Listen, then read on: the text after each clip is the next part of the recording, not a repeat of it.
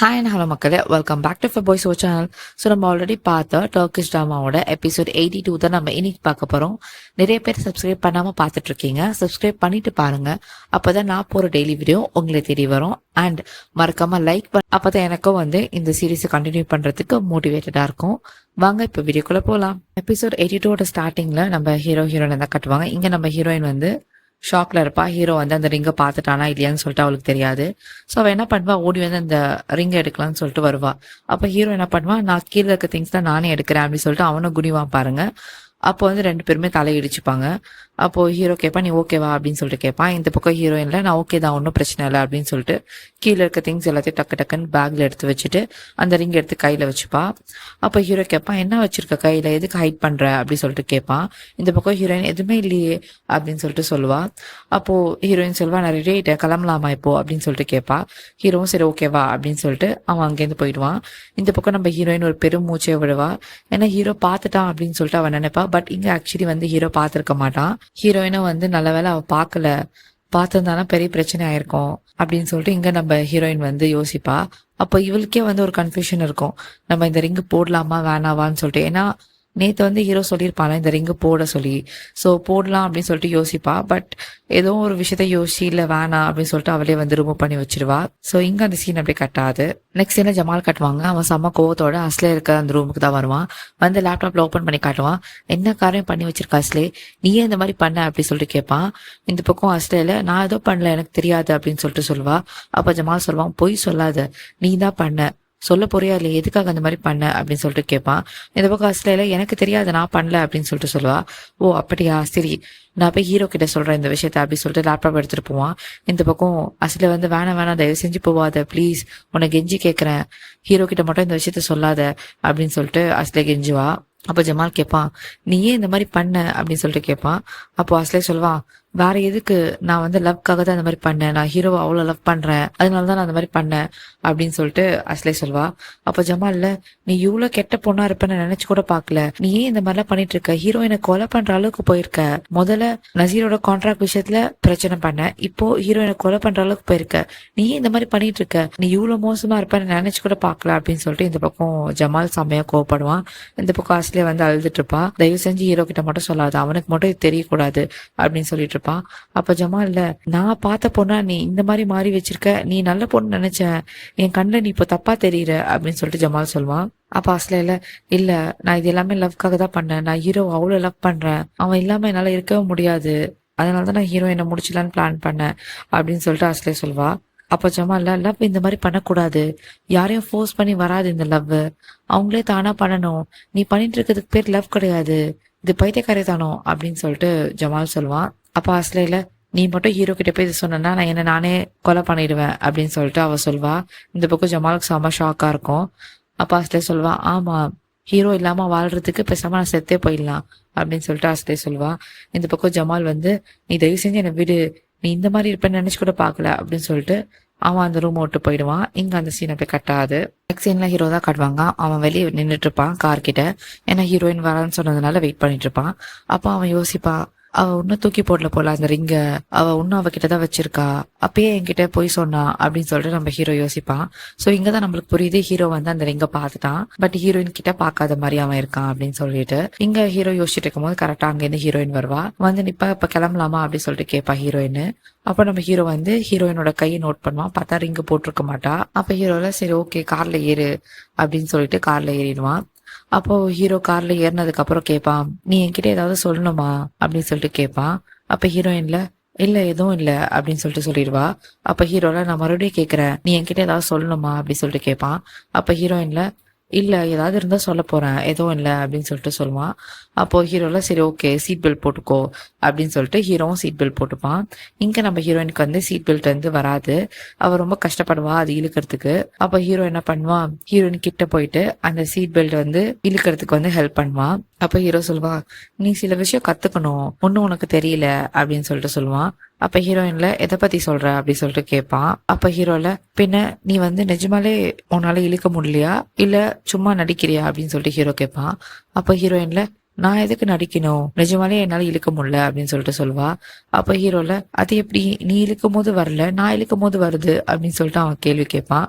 இங்க ஹீரோயின்ல எனக்கும் தெரியல அப்படின்னு சொல்லிட்டு சொல்லுவான். அப்போ ஹீரோல சீக்கிரமா கத்துக்கோ எப்படி சீட் பெல்ட் போடுறதுன்னு, அது ஈஸியா தான் இருக்கும் உனக்கு கத்துக்கிறதுக்கு அப்படின்னு சொல்லிட்டு ஹீரோ தான் போட்டு விடுவான். இந்த பக்கம் ஹீரோ ஹீரோயின் 2 பேரும் கிளம்பிடுவாங்க கார்ல. இங்க அந்த சீனை போய் கட்டாது. நெக்ஸ்ட் சீன்ல நசீர் காட்டுவாங்க. அவன் வந்து ஹைதரை பாக்கிறதுக்காக ஹீரோட வீட்டானதான் உட்காந்துட்டு இருப்பான் அந்த கார்டன் ஏரியால.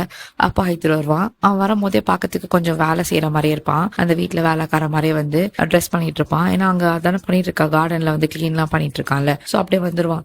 இங்க நசீர் பாத்துட்டு நசீர் சொல்லுவான், ஹீரோயின் எப்படிதான் இந்த வீட்டுல இருக்கான்னு தெரியல, அவரு நடந்ததுக்கு அப்புறமும் அவ எப்படி அந்த ஹீரோ கூட ஒரே வீட்டுல இருக்க முடியுது அவனால அப்படின்னு சொல்லிட்டு இவன் யோசிச்சுட்டு இருப்பான். இந்த பக்கம் ஹைதர்ல அவளை பத்தி விடு, அவளை பத்தி நம்ம அப்புறமா பாக்கலாம், என்கிட்ட ஒரு பிளான் இருக்கு அப்படின்னு சொல்லிட்டு ஹைதர் சொல்லுவான். அப்ப நசீர் சொல்லுவான், மறுபடியும் பிளானா, நம்ம பண்ற பிளான் தான் எதுவுமே ஒர்க் அவுட் ஆக மாட்டேதுல, எல்லாமே சொதப்புது அப்படின்னு சொல்லிட்டு சொல்லுவான். இந்த பக்கம் ஹைதர்ல இல்ல, இந்த வாட்டி என்கிட்ட சூப்பரான பிளான் இருக்கு, இந்த பிளான் மட்டும் நம்ம சக்சஸா முடிச்சிட்டோம்னா ஹீரோ எப்படியாச்சும் இந்த வீட்டுல இருந்து வெளியே துரத்திடலாம், அது மட்டும் இல்லாம ஹீரோயினுக்கும் டிவோர்ஸ் ஆக போகுது, சோ இதான் கரெக்டான டைம், ஹீரோ வெளியே துரத்தினோன்னு நம்ம எல்லாருமே பழைய நிலைமைக்கு போயிடலாம் அப்படின்னு சொல்லிட்டு ஹைதர் சொல்லுவான். இந்த பக்கம் நசீர்ல யோசிச்சுட்டு சரி ஓகே என்ன பிளான் சொல்லு அப்படின்னு சொல்லிட்டு சொல்லுவான். நசீருக்கு அவனோட பிரச்சனை ஹீரோயின் கூட சேரணும்னு, ஹைதருக்கு அவனோட பிரச்சனை எப்படியாச்சும் இந்த ஹீரோவை வீட்டை விட்டு வெளியே அமிச்சிட்டு பழைய நிலைமைக்கு திரும்பணும்னு சொல்லிட்டு. அப்போ நசீர் கேட்பான் என்னதான் பிளான் சொல்லு அப்படின்னு சொல்லிட்டு. அப்ப ஹைதர் சொல்லுவான், இந்த வாரம் வந்து கம்பெனில இருந்து சில ஷிப்மெண்ட் வந்து போகுது வெளியே, அந்த ஷிப்மெண்ட் கூட இல்லீகல் ப்ராடக்ட்ஸ் வந்து நம்மளும் அமுச்சு வச்சிடணும், அதுக்கப்புறமா போலீஸ் கிட்ட ரிப்போர்ட் பண்ணிட்டா போதும், ஹீரோ வந்து ஜெயில தூக்கி போட்டுருவாங்க, அவனுக்கு என்ன நடக்கிறது புரியறதுக்குள்ளேயே அவன் ஜெயில இருப்பான், இதான் என்னோட பிளான் அப்படின்னு சொல்லிட்டு ஹைதர் சொல்லுவான்.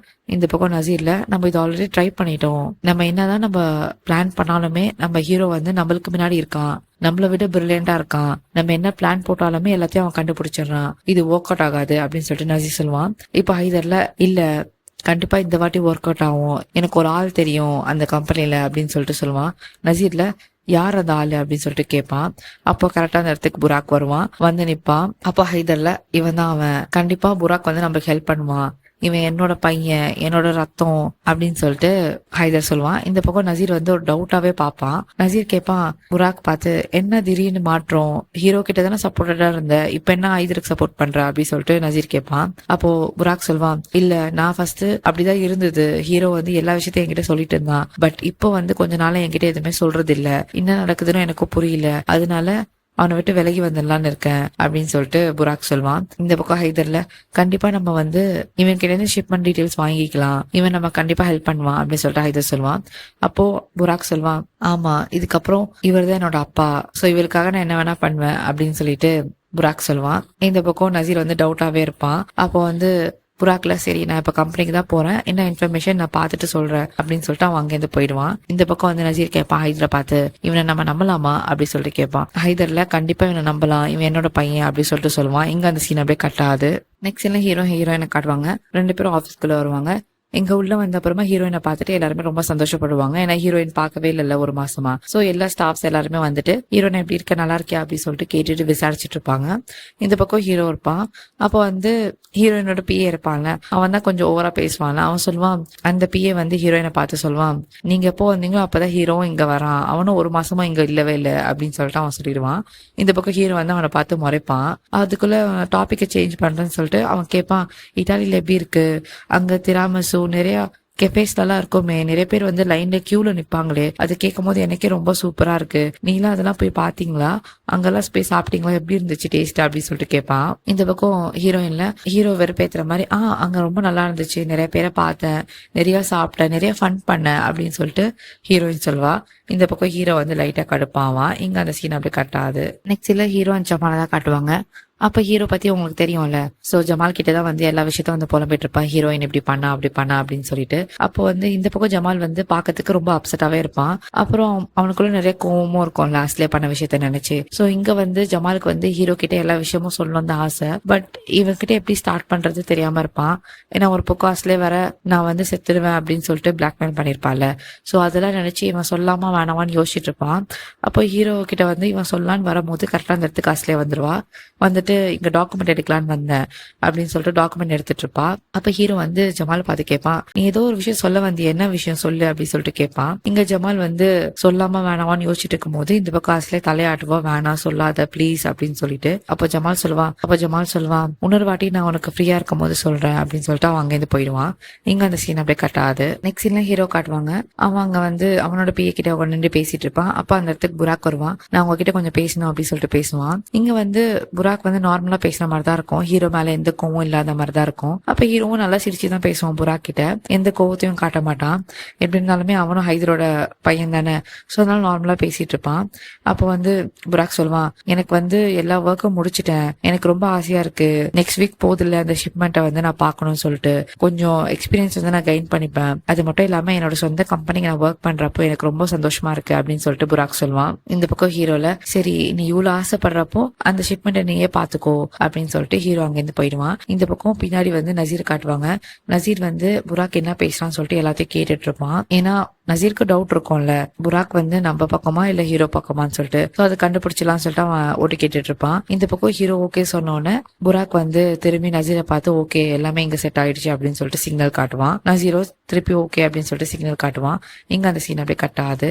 நெக்ஸ்ட் சீன்ல அஸ்லே காட்டுவாங்க. அவங்க அம்மா கிட்ட போய் வந்து அழுதுட்டே சொல்வா, ஜமால் வந்து எல்லாத்தையும் கண்டுபிடிச்சிட்டான், நான் பண்ண எல்லா விஷயத்தையுமே கண்டுபிடிச்சிட்டான், அவன் கண்டிப்பா ஹீரோ கிட்ட சொல்ல போறான் அப்படின்னு சொல்லிட்டு அழுவா. இந்த பக்கம் சித்தியில, ஆமா ஜமால் இது வரைக்கும் எந்த விஷயமே ஹீரோ கிட்ட இருந்து மறைச்சது இல்ல, எல்லாமே ஹீரோ கிட்ட சொல்லிடுவான், எல்லாமே உன்னாலதான், நீ பண்ணனாலதான் இந்த மாதிரி பண்ணி வச்சிருக்க, உனக்கு அறிவே இல்லையா அப்படின்னு சொல்லிட்டு சித்தி கேப்பா. இந்த பக்கம் அஸ்லேல, இது எல்லாமே ஹீரோயினாலதான் வந்துச்சு பாரு, அவனால நான் எவ்வளவு கோத்ரூ பண்றேன் அப்படின்னு சொல்லிட்டு அஸ்லே சொல்வா. அப்போ அவங்க அம்மால, இது எல்லாமே ஹீரோயினால கிடையாது, இது உன்னோட முட்டாள்தனத்தினாலதான் நீ வந்து இந்த நிலைமையில இருக்க அப்படின்னு சொல்லிட்டு சித்தி சொல்வா. இந்த பக்கம் வந்து அஸ்லே செம்மையா பயப்படுவா. இங்க அந்த சீன் அப்படியே கட் ஆகுது. நெக்ஸ்ட் என்ன ஹீரோயினை தான் காட்டுவாங்க. அவங்க ரெண்டு பேரும் வந்து கம்பெனில வந்து ஒர்க் பண்ணிட்டு இருப்பாங்க. அப்ப ஹீரோயின் பத்தி தான் தெரியும்ல, அவ ஒர்க் பண்ணும்போது சாப்பிட்டுட்டே இருப்பான்னு சொல்லிட்டு. சோ இந்த பக்கம் நம்ம ஹீரோயின் வந்து சாப்பிட்டுட்டே வந்து அந்த ஒர்க்கை பத்தி சொல்லிட்டு இருப்பா. இந்த சைடு ஹீரோ பாக்கணுமே, அவன் வந்து ஹீரோயினை பார்த்துட்டே இருப்பான். சோ கண்ணை கூட எடுக்க மாட்டான். ஹீரோயின் வந்து சாப்பிட்டுட்டே ஒர்க் பண்றதுக்கு வந்து அவனுக்கு ரொம்ப பிடிக்கும்ல, சோ அதனால வந்து ஹீரோயினை சைட் அடிச்சுட்டே இருப்பான். இந்த பக்கம் நம்ம ஹீரோயின் அதை கவனிக்க மாட்டா. அவன் என்ன சொல்வானா, நான் இட்டாலியில இருக்கும் போது ப்ராஜெக்ட் ஒர்க் எல்லாம் கொஞ்சம் பார்த்தேன், சோ இங்க நிறைய இருக்கு ப்ராஜெக்ட் ஒர்க் நம்மளுக்கு அட்வான்டேஜ் கொடுக்குற மாதிரி, நம்ம அதெல்லாம் கொஞ்சம் பண்ணோம், என்கிட்ட கொஞ்சம் நோட்ஸ் எல்லாம் இருக்கு, உனக்கு வேணும்னா அது எடுத்துட்டு வரட்டுமா அப்படின்னு சொல்லிட்டு கேட்பா. இந்த பக்கம் ஹீரோ வந்து எந்த பதிலும் சொல்ல மாட்டான். ஏன்னா அவன் தான் சைட் அடிச்சிட்டு இருப்பான்ல, எப்படி பதில் சொல்லுவான். சோ ஹீரோயின் சொல்றத அவன் கவனிக்கவே மாட்டான். அப்ப ஹீரோயின் கேட்பா, நீ என்ன பண்ணிட்டு இருக்க, நீ நான் என்ன சொன்னா கேக்குறியா இல்லையா அப்படின்னு சொல்லிட்டு ஹீரோயின் கேட்பா. அப்ப ஹீரோல, சொல்லு கேட்டுட்டு தான் இருக்க அப்படின்னு சொல்லிட்டு சொல்லுவான். அப்ப ஹீரோயின்ல, அப்படியா, நான் என்ன இப்ப கடைசியா பேசினேன் அதை பத்தி சொல்லு அப்படின்னு சொல்லிட்டு ஹீரோயின் கேட்பா. அப்ப ஹீரோல, நீ இட்டாலி தானே சொல்லிட்டு இருந்த அப்படின்னு சொல்லிட்டு அவன் சொல்லுவான். ஓ அப்படியா, நான் இட்டாலி பத்தியா பேசிட்டு இருந்தேன் அப்படின்னு சொல்லிட்டு ஹீரோயின் சொல்வா. ஹீரோ வந்து கிட்ட வந்துட்டு சொல்வான், நீ என்கிட்ட ஏதாவது சொல்லணுமா அப்படி சொல்லிட்டு கேட்பான். அப்ப ஹீரோயின்ல, எதை பத்தி சொல்ற, எதுவுமே இல்லையே அப்படின்னு சொல்லிட்டு ஹீரோயின் சொல்வா. அப்ப ஹீரோ மறுபடியும் கேட்பான், இல்ல நீ என்கிட்ட ஏதோ மறைக்கிற, என்கிட்ட ஏதாவது சொல்லணும்னா இப்பவே சொல்லிடு அப்படி சொல்லிட்டு ஹீரோ சொல்லுவான். ஹீரோயின்ல, எதை பத்தி சொல்ற, எதுவுமே இல்லையே அப்படின்னு சொல்லிட்டு சொல்வா. அப்ப ஹீரோல, நான் கேட்ட கொஸ்டினுக்கு நீயே திருப்பி கொஸ்டினால ஆன்சர் பண்ற, உன்னால பதில் சொல்ல முடியாதா, ஏன் பயப்படுற அப்படி சொல்லிட்டு ஹீரோ கேட்பான். அப்ப ஹீரோயின்ல, நான் எங்க பயந்தேன், அதெல்லாம் எதுவுமே இல்ல அப்படின்னு சொல்லிட்டு அவ சொல்வா. அப்ப ஹீரோ கேட்பான், நீ எதுக்கு இங்க வந்த அப்படி சொல்லிட்டு கேட்பான். அப்ப ஹீரோயின் வந்துல, கோர்ட்டுக்காக தான் வந்தேன், நம்மளுக்கு தான் டிவோர்ஸ் ஆக போகுது இல்ல, அதுக்காக தான் வந்தேன் அப்படின்னு சொல்லிட்டு ஹீரோயின் சொல்வா. அப்ப ஹீரோல, இல்ல நீ அதுக்காக வரல அப்படின்னு சொல்லிட்டு நம்ம ஹீரோ வந்து ஹீரோயின் கண்ணத்துல கை வைப்பான். அப்போ ஹீரோயினும் வந்து ஃபீல் பண்ணுவா ஹீரோ கூட இருக்கிறத. ரெண்டு பேருக்கும் ஒரு கியூட்டான மூமெண்ட் வந்து கிரியேட் ஆகும்.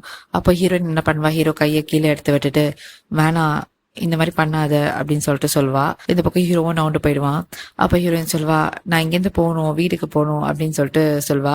ஹீரோல, நானும் வீட்டுக்கு தான் போறேன், வா நம்ம ரெண்டு பேரும் ஒன்னா போலாம் அப்படின்னு சொல்லிட்டு ஹீரோ அங்கேருந்து கிளம்பிடுவான். இங்க அந்த சீன் அப்படியே கட் ஆகுது. நெக்ஸ்ட் சீன் ஜமால் காட்டுவாங்க. அந்த டெமட் வந்து ஜமால் கிட்ட பேசலாம்னு சொல்லிட்டு வருவா. இந்த பக்கம் ஜமால் வந்து ரொம்பவே சேடா இருப்பான். ஏன்னா ஹீரோ கிட்ட இருந்து உண்மையை மறைக்கிறது வந்து அவனுக்கு சுத்தமா பிடிக்கல, அந்த மாதிரி அவன் பண்ணதே இல்ல. சோ இப்போ அந்த விஷயத்த அவன் பண்றப்போ வந்து ஹீரோ கிட்ட சொல்லாமா வேணாமான்னு ஒரு கன்ஃபியூஷன்ல இருக்கான். அது மட்டும் இல்லாம இப்ப நான் சொல்லாம இருந்தா ஹீரோ என் மேல வச்சிருக்க நம்பிக்கை உடஞ்சிருமோன்னு அவன் பயப்படுறான். சோ இந்த கன்ஃபியூஷன்ல உட்காந்து இருக்கும் போது டெமட் வந்து பேசுவா. அப்போ வந்து புராக் வந்து கிராஸ் பண்ணிட்டு போவான். அப்போ ஜமால் சொல்லுவான், புராக் ஒரு நல்ல பையன் தான் அப்படின்னு சொல்லிட்டு சொல்லுவான். இந்த பக்கம் வந்து தமத் சொல்வா, ஆமா அவன் நல்ல பையன் தான் அப்படின்னு சொல்லிட்டு நார்மலா அவ பேசுவா. ஒருத்தவங்க மேல ட்ரஸ்ட் வந்து உடஞ்சிச்சுன்னா அது ரொம்ப கஷ்டம் திரும்பி வந்து சேர்க்கறது அப்படின்னு சொல்லிட்டு புராக்க நினைச்சு தமத் சொல்வா. இந்த பக்கம் ஜமாலுக்கும் வந்து அது சிங்க் ஆகும். ஏன்னா ஹீரோ கிட்ட உண்மையை சொல்லாம மறைச்சா ஹீரோ வந்து ஜமால் மேல வச்சிருக்க அந்த ட்ரஸ்ட் வந்து உடஞ்சிருமோன்னு சொல்லிட்டு அவன் பயப்படுவான். ஸோ அதுக்காக அவன் வந்து சேடா இருப்பான். இந்த பக்கம் வந்து 2 பேரும் டைம் ஸ்பெண்ட் பண்ணுவாங்க. இங்க அந்த சீன் அப்படியே கட் ஆகுது. நெக்ஸ்ட் சீன்ல ஹீரோயினை காட்டுவாங்க. அவ வீட்டுக்கு வந்துட்டு இருப்பா ரூம்க்கு.